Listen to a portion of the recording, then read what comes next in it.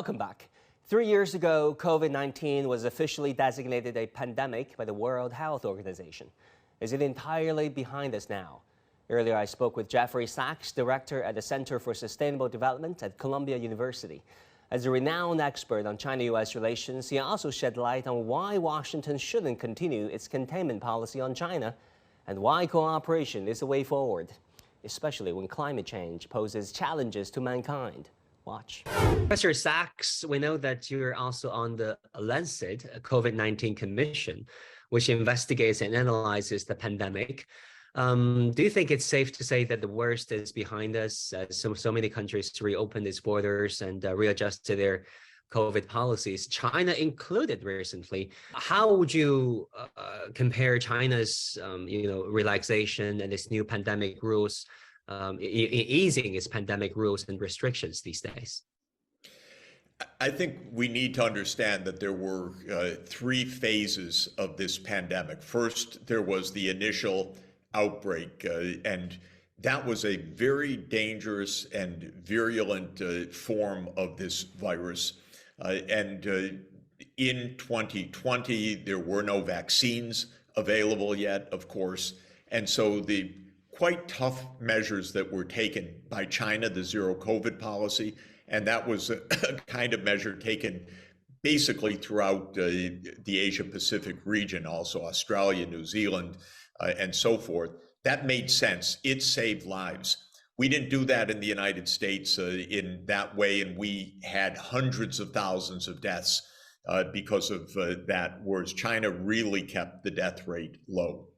Then the second phase came with the new variants like Delta, which were very dangerous, in fact, but also the spread of vaccination. This should have been done much more cooperatively than it was. We should have shared technologies. We should have not made technologies a matter of vaccine nationalism or of commercial narrow interests for a lot of reasons. We didn't do that. Nonetheless, there was a lot of vaccination, but also a lot of inequality and doubts raised and many other problems. But still, the second phase was the vaccination phase. And the strength for China is that it reached very high vaccination rates, around 90%. Of course, because of the low incidence of the disease, some of the really vulnerable people, the older people, didn't take a vaccine. They said, we're not in danger. And they need to be vaccinated, and that's key for now. The third phase of this was Omicron. The Omicron variant is less lethal, certainly, but really infective. And it was nearly impossible to suppress it with the zero COVID policy, simply because it's so infectious, much more infectious than the original variants. Yeah. And so for that reason, China was in the process of lock down this city, lock down this city, lock down this city. It could not be sustained. If it had been the original variant, it actually would have worked, most likely, as it did for the first 2 years. But with Omicron, it couldn't. We should finally be cooperating and coordinating on best practices and vaccine technologies. It's just terrible that even though our governments put in the vast sums for these vaccines, they were privatized so that we're not sharing some of the deep know-how that every part of the world should have. And I hope that we could move beyond this false commercial model, because it's not really commercial. The US government paid for so much of the development of the Moderna vaccine, for example, but then said, okay, you get it, it's your profits. That doesn't make sense. So we really need to be very alert in 2023. Yes, maybe the worst is over. Let's hope. High vaccination rates, a lower lethality, but there could be new variants and new dangers. And we didn't cooperate properly in 2020, 2021, and 2022.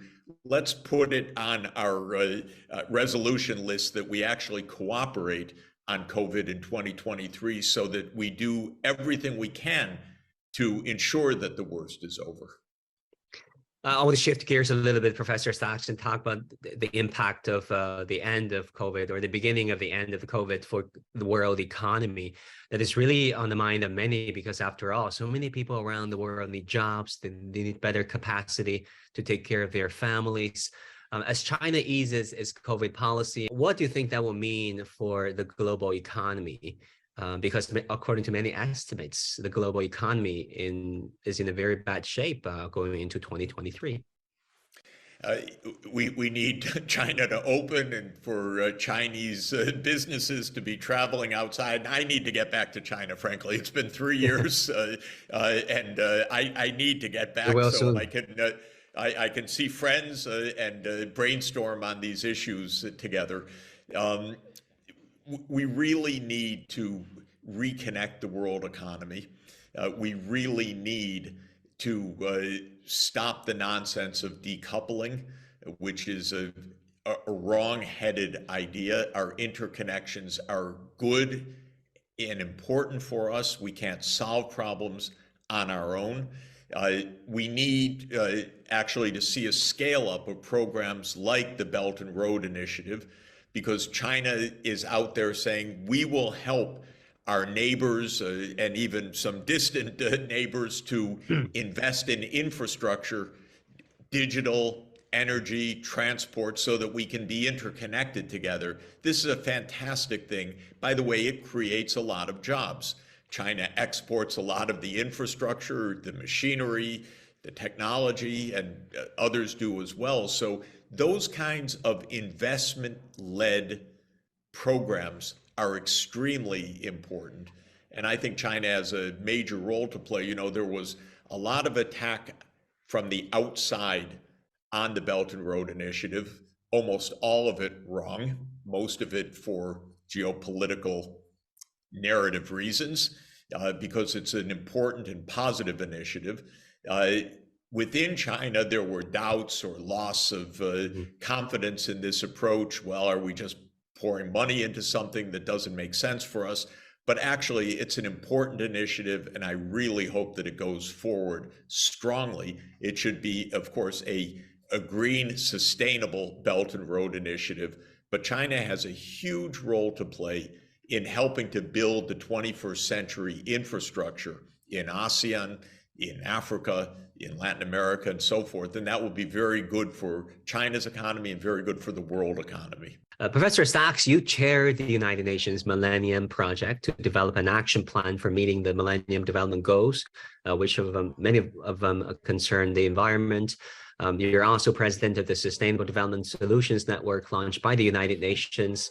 What's your biggest take from your extensive experience? Are we doing things right, and are we doing the right things?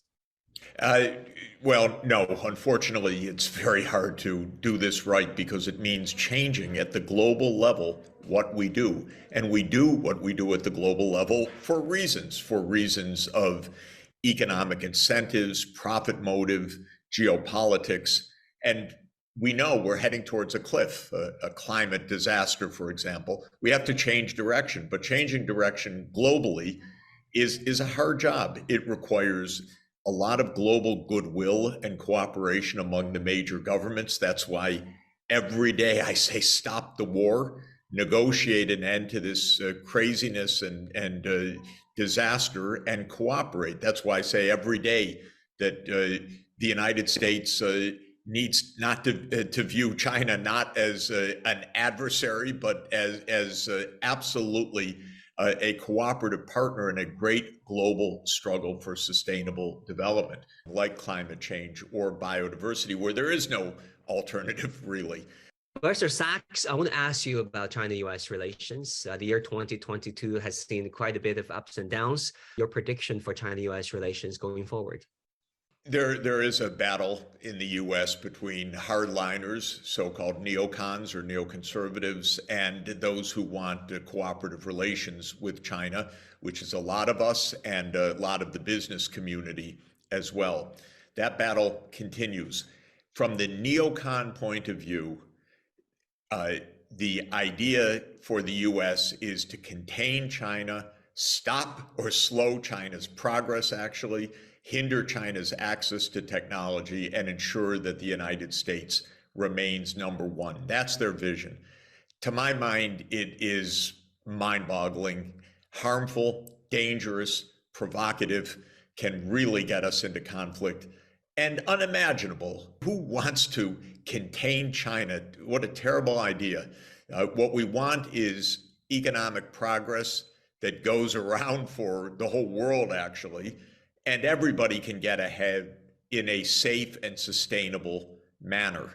So the idea that the world is a zero-sum struggle, which is the neoconservative idea, is absolutely wrong. The world is a place where we're all in it together. We face some very big crises and common challenges together, and where economic progress can be spread. It's not one against the other. So this is the battle going on in U.S. foreign policy. I believe that the right approach absolutely is for the two sides to meet each other, to establish again a structured strategic dialogue, because there are a lot of complicated issues. These are two giant economies with a huge sway in the world. They should be talking to each other carefully, in detail, not throwing charges in the social media and sound bites and provocative trips like Pelosi took over the strenuous objections of China. No, this should be a relationship of mutual respect, of prudence, and of a lot of dialogue, and where necessary, of some hard negotiating as well. But that's what's going to get us to be able to prosper together and to solve problems together. What I'm hoping comes out of it is a structured, ongoing, intensive dialogue. And of course, I very much like and promote so-called track two dialogues as well for all the rest of us, that we're making as much contact, discussion, and analysis together as is possible. Yeah, I mean, foreign policy starts at home at U.S. midterm elections, where the Democrats lost control of the House. How much weaker does that leave President Joe Biden and his Democratic Party? And what do you think it would mean for America's foreign policy making, especially its China policy?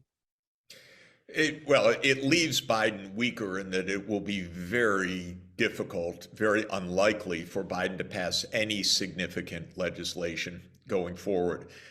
Even legislation actually supported pretty broadly and by both parties, because the Republican majority in the House of Representatives will not want to give even political victories, even if they support the substance, to Biden, because now in the U.S. mindset, we're already in the presidential elections for 2024. So there's always a look, what does this mean for the next election? So in this sense, I think Biden is actually considerably weakened. There won't be major legislative packages, most likely. There will be investigations on many issues in the House of Representatives because of the Republican majority. They'll aim to tie up the administration in many ways. But with respect to Chinese foreign policy vis-a-vis China, I'm not sure that this has any decisive play, because I would say it's the dominant position of both parties right now to take a hard line towards China. It's not wise. It's not the right foreign policy. It's not serious in my view, but it's what is continued in 2023. It may make a push at the same time, though, towards more negotiating, more support for negotiations, I should say, in the Ukraine war context, because a lot of the Republican side is far less enthusiastic about continuing to pour tens of billions of dollars of finance and armaments into Ukraine, and actually believe, as I do, that we need a negotiated outcome. Professor Sachs, so good to pick your mind. Thank you so much. Thanks a lot. Great to be with you. That's it for this edition of The Hub on CGTN. Thank you so much for tuning in. Our news coverage continues on CGTN. Bye and take care.